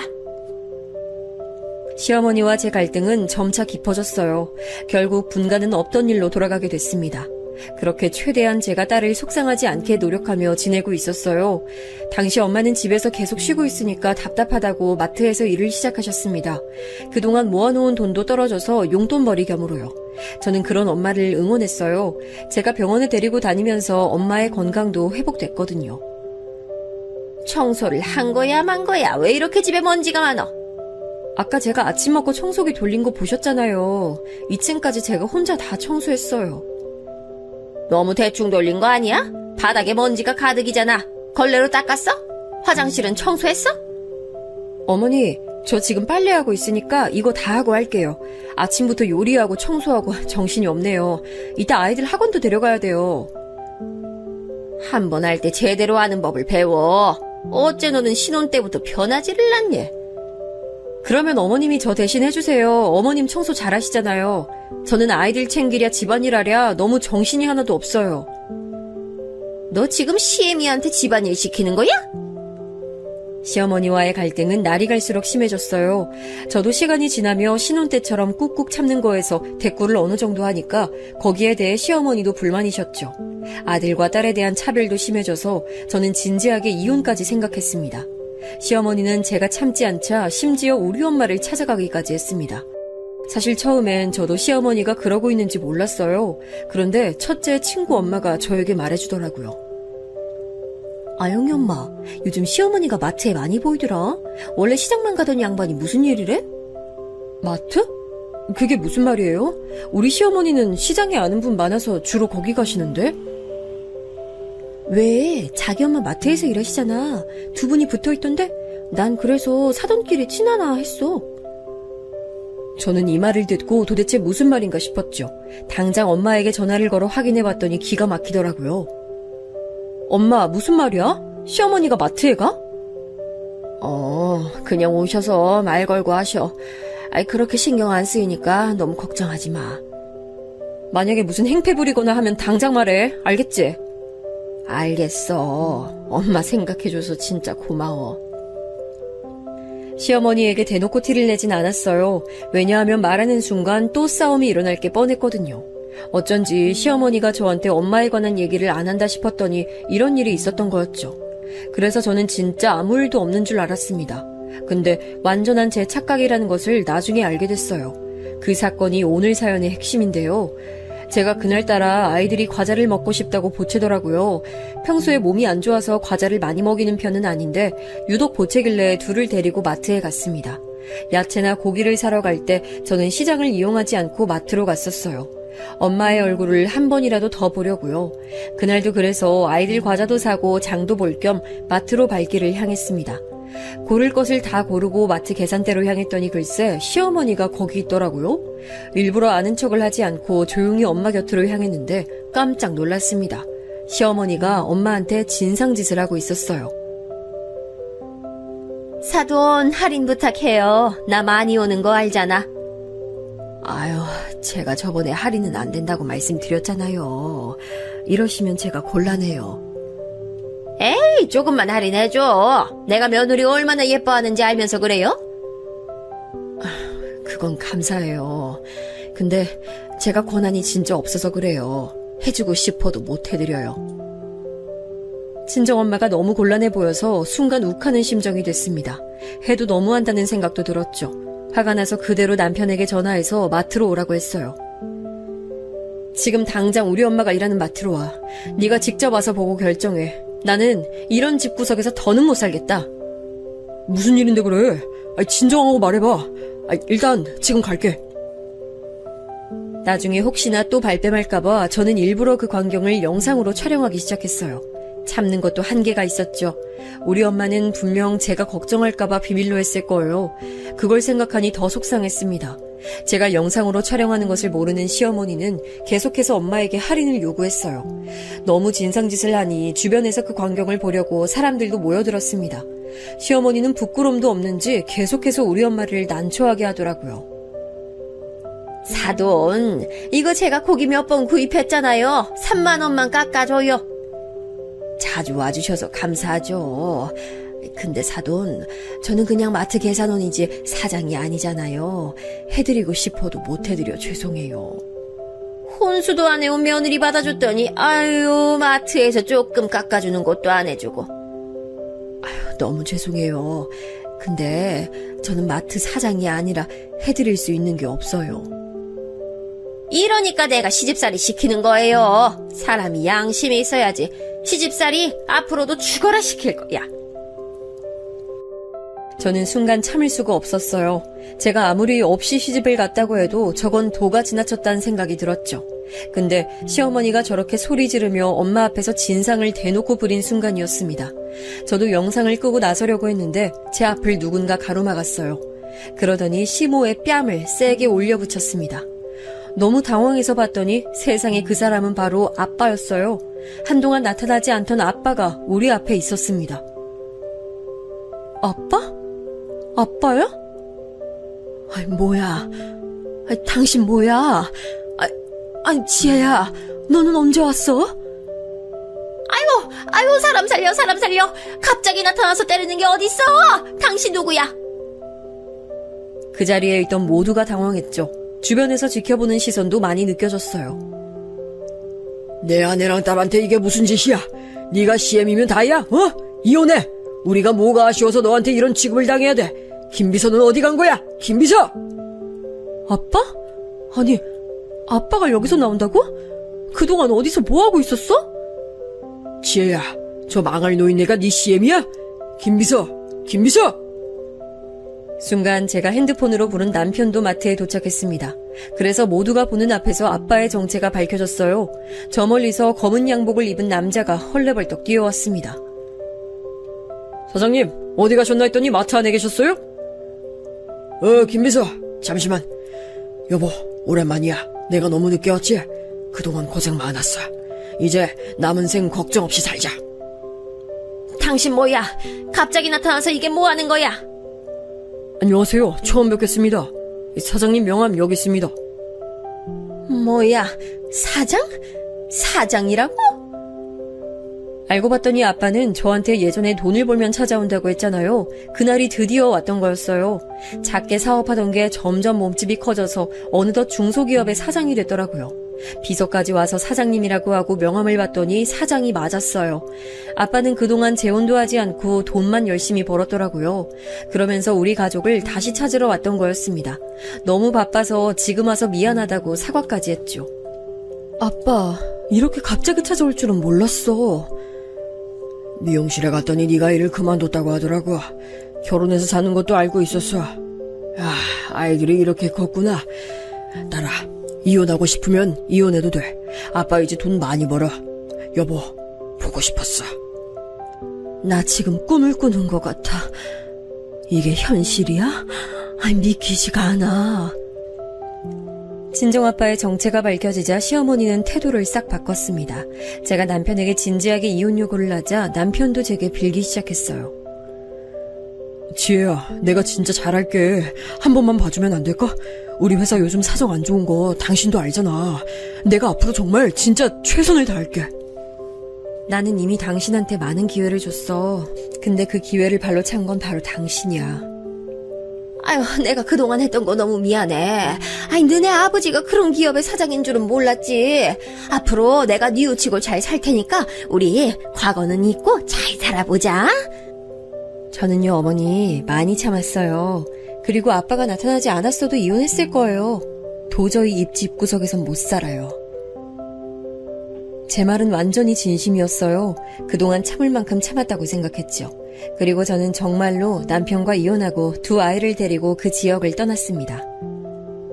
난 절대 이혼 못해. 이혼이 무슨 말이야. 한 번만 다시 생각해, 지혜야. 내가 잘할게. 남편은 제가 그렇게 중간에서 곤란해할 때 도와주지 않았거든요. 근데 친정아빠가 나타나고 제가 여유가 생기니 완전 태도가 바뀌었어요. 심지어 합의 이혼을 해주지 않겠다고 완강하게 나오기 시작했죠. 그래서 저는 마침 영상을 찍은 것도 있고 이런저런 증거가 워낙 많았거든요. 법정에 가서 이혼했습니다. 아이들은 할머니가 싫어서 저와 같이 가고 싶어 했어요. 가정에 대한 기여도도 제가 커서 양육권을 제가 가져왔습니다. 재산 부분에서 아빠가 많은 도움도 주셨고요. 그러고 나서 바다를 좋아하는 엄마를 위해 부산으로 거처를 옮겼어요. 알고 봤더니 아빠의 회사가 부산에 있더라고요. 지금은 아무 걱정 없이 두 아이를 제가 혼자 키우고 있습니다. 아이들에게 아빠의 부재가 혹시라도 상처일까 두려웠는데 다행히 지금 좋은 분을 만나서 재혼 얘기도 나오고 있어요. 부산으로 와서 만나게 된 분인데 전 남편과 성향 자체가 달라요. 다정하고 세심하고 저를 많이 챙겨주는 성격이에요.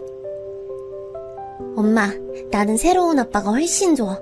나랑 잘 놀아주고 예전 할머니처럼 나 미워하지도 않아. 엄마가 새로운 아빠랑 살았으면 좋겠어. 특히 재혼하는 분의 가족들이 저를 아주 예뻐하세요. 무엇보다 우리 딸이 더 상처받지 않고 살아서 그것만으로도 만족입니다. 여기까지가 제 사연인데요. 예전 남편과 시댁은 이제 시간이 어느 정도 지나서 기억에서 잊혀졌어요. 예전엔 생각하면 그 시절이 고통스러워 힘들었거든요.